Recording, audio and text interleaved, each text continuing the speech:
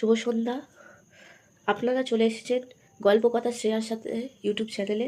আপনারা শুনছেন ভালোবাসার গোলকধাঁধা। চলুন জেনে নেওয়া যাক পরবর্তী পর্ব। পর্ব 6। আবির বলল, মিনি 1 গ্লাস জল নিয়ে আয় তো। মিনি বলল, আনছি। মিনি জলটা বেডসাইড টেবিলে রাখতে রাখতে বলল, দিদি, রিয়াদির কি হয়েছে? আবির বলল, কিছু হয়নি তো রিয়াদির, যা তুই রুমে যা তোর। মিনি অল্প হলেও আবিরকে ভয় পায়, তাই সেখান থেকে চলে গেল কোনো প্রশ্ন না করে। মিনি চলে যেতেই রিয়া ঘুম থেকে উঠে পড়ল, অর্থাৎ তার ঘুম ভেঙে গেছে। রিয়া বলল, আমি কোথায়? পায়েল, আমার বাড়িতে। রিয়া, রুদ্রকে তোরা ছেড়ে দিলি? আবির একটু রেগে গিয়ে ক্ষুব্ধ হয়ে বলল, তো কি করতাম? এর জন্য তোমার কতটা বিপদ হতে পারে বারবার বারণ করা সত্ত্বেও তুমি শোনোনি কেন, জানতে পারি? রিয়া আবিরকে দেখে ভয় পাচ্ছে দেখে পায়েল আবিরকে বলল, দাদা ভাই শান্ত হ। রিয়া ভয় পাচ্ছে। আবির নিজের মাথার চুল খামচে ধরে নিজেকে শান্ত করার চেষ্টা করছে। পায়েল বলল, রিয়া শোন, যা হয়েছে তা হয়েছে। রুদ্র লাস্ট চান্স দিয়েছে, তুই প্লিজ কিছু আর করিস না। রিয়া বলল, তুই জানিস পায়েল, ওই দাদাটার একটা ভালোবাসার মানুষ আছে। সেই দিদিটার সাথে আমি কথা বলেছি, দিদিটা খুব কষ্টে আছে জানিস। পায়েল বলল, কোন দিদিটা বলতো? রিয়া বলল, ফার্স্ট সেমের এক্সামের সময় যে দিদিটা আমার পাশে বসেছিল, মনে আছে? পেন দিয়ে হেল্প করেছিল, চিনতে পারলি? পায়েল বলল, ও হ্যাঁ, মনে পড়েছে। হুম, চিনতে পেরেছি। এরপর রিয়া পায়েল ও আবিরকে পুরো ঘটনাটা বলল। রিয়া দিদির কাছে থেকে শুনেছে।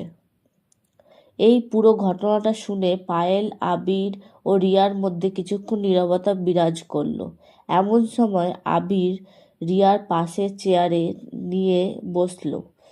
রিয়া হাতটা ধরে শান্ত কণ্ঠে রিয়াকে বলল, শোনো রিয়া, তুমি যেটা বলছো বা করছো আমরা কেউ বলছি না সেটা ভুল, কিন্তু তোমাকেও তো বুঝতে হবে কিছু কিছু জিনিস আমাদের মতো সাধারণ মানুষের হাতে থাকে না।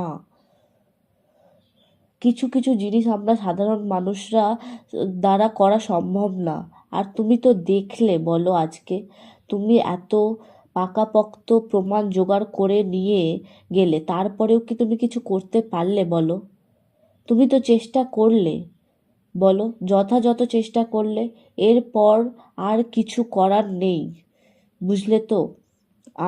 আমরা যতই প্রমাণ জোগাড় করি, সেই প্রমাণগুলো একটাও কোর্ট অবধি যাবে না, সব লোপাট করে নেওয়া হবে। এমনকি আমি নিজেও চেষ্টা করেছিলাম, কিন্তু কিছুই করতে পারিনি। তাই শোনো আমাদের কথা, তুমি আর কিছু করো না। এরপর তুমি কিছু করলে ক্ষতিটা শুধু তোমার ওপর হবে না, তোমার ফ্রেন্ড ফ্যামিলির ওপর হবে। আর তুমি কি চাও তোমার নিজের জন্য, তোমার পরিবার বা তোমার কাছের কোনো মানুষের ক্ষতি হোক? এবার বলো তুমি কি করবে? আর এগোবে নাকি থেমে যাবে? তুমি যেটা করবে সেটাই হবে। রিয়া ফুপিয়ে কেঁদে উঠে বলল, না, থেমে যাব আমি। আমি চাই না আমার জন্য আর নতুন করে কোনো মানুষের ক্ষতি হোক। পায়েল বলল, দেখ, আমাদের কষ্ট হচ্ছে, কিন্তু এটা বাস্তবতা, মেনে নে প্লিজ রিয়া। রিয়া মাথা নেড়ে হ্যাঁ জানালো। আবির বলল, বোন শোন, আজকে আর ওকে বাড়ি যেতে দিস না, তোর কাছে রাখ, আমি রান্না করি তোদের জন্য, সবাই মিলে খাবো। আর ওর ফ্যামিলিতে কাউকে ফোন করে জানিয়ে দে আজকে তোর সাথে থাকবে ও, বুঝলি তো? রিয়া থাকবে না বলতেই যাচ্ছিল, কিন্তু একটু আগে আবিরের ভয়ঙ্কর রাগ দেখে কিছু বলার সাহস হলো না। পায়েল বলল, ঠিক আছে, আমি তাহলে রিয়ার মাকে অর্থাৎ কাকিমাকে ফোন করে বলে দিচ্ছি। পায়েল রিয়ার মাকে কল করলো। হ্যালো, হ্যালো কাকিমা, আমি পায়েল বলছি। হ্যাঁ বল পায়েল। কাকিমা বলছি কি শোনো না। এই বলতে বলতে পায়েল রুম থেকে বেরিয়ে গেল। রুমে এখন শুধু রিয়া ও আবির আছে।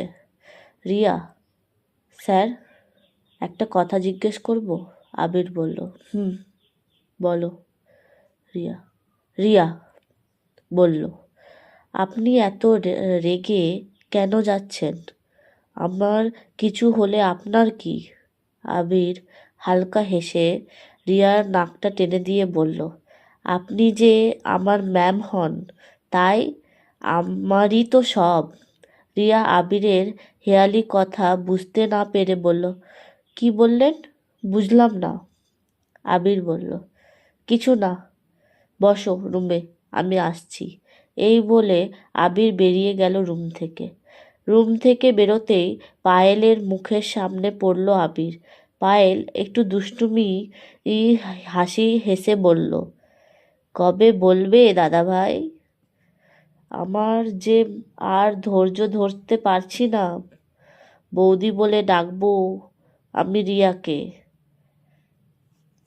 আবির বলল, ডাকবি ডাকবি, সময় হলেই ডাকবি। রিয়া বলল, আর তোমার সময় হবে না। আবির বলল, কেন রে? ঠিক সময় হবে।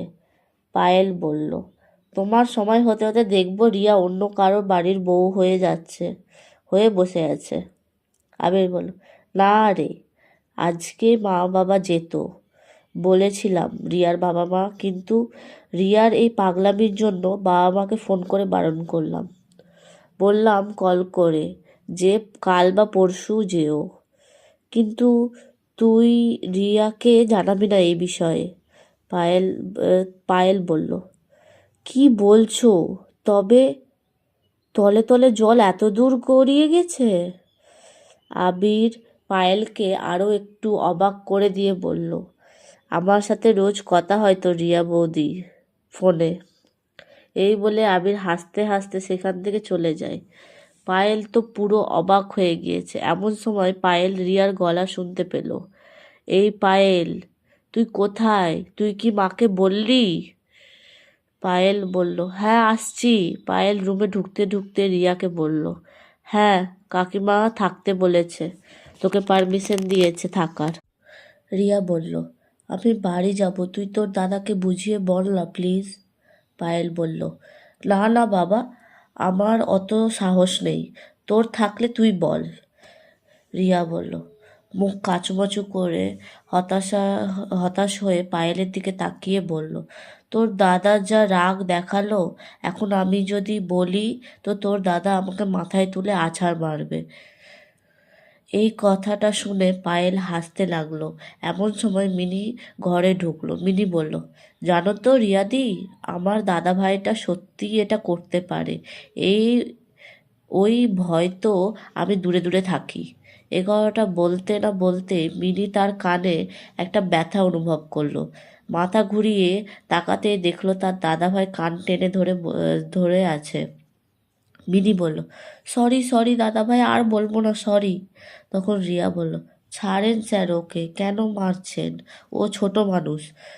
রিয়ার কথা শুনে আবির মিনির কান ছেড়ে দেয়। মিনিকে বলে, যা ডাইনিং টেবিলে গিয়ে খেতে বস। মিনি তার কথা শুনে ছুটে চলে যায় ঘর থেকে। আবিরকে পায়েল জিজ্ঞেস করে, রান্না হয়ে গেল এত তাড়াতাড়ি? তখন আবির বলল, কিছু ফ্রিজে থাকলে তো রান্না করব, কিছুই তো নেই, তাই অর্ডার দিয়েছি, সেটা চলে এসেছে। তোর কথা হলো পায়েল রিয়ার মার সাথে? পায়েল হ্যাঁ সূচক মাথা নাড়ল। এই শুনে আবির পায়েলকে বলল, যা ডাইনিং টেবিলে যা তুই। পায়েল চলে যায়। পায়েল চলে যেতে আবির রিয়াকে বলল, এই যে ম্যাডাম, খাবেন তো চলেন। রিয়া বলল, খাবো না। আবির রিয়ার একটু গা ঘেঁষে বসলো। তো সেটা কেন জানতে পারি? রিয়া বলল, না। আবির বলল, কেন, খাবার পছন্দ হয়নি? রিয়া বলল, না আমি খাবার খাবো না। আবির কথাটা শুনে দুষ্টু হেসে বলল, তাহলে কাকে খাবেন? আমাকে? সে খেতেই পারো, কিন্তু তার আগে খাবার খেতে হবে। রিয়া আবিরের কথাটা শুনে একটু লজ্জা পেল, কিন্তু একটু রাগ দেখিয়ে বলল, অসভ্য পুরুষ। পর্বটি সম্পূর্ণ শোনার জন্য অসংখ্য ধন্যবাদ। যদি আপনাদের এই পর্বটি ভালো লেগে থাকে তাহলে লাইক করবেন, শেয়ার করবেন, কমেন্ট করবেন এবং সাবস্ক্রাইব করতে ভুলবেন না। আর এর পরবর্তী পর্ব চলে আসবে এই চ্যানেলে, তার জন্য অপেক্ষা করুন। শুভরাত্রি।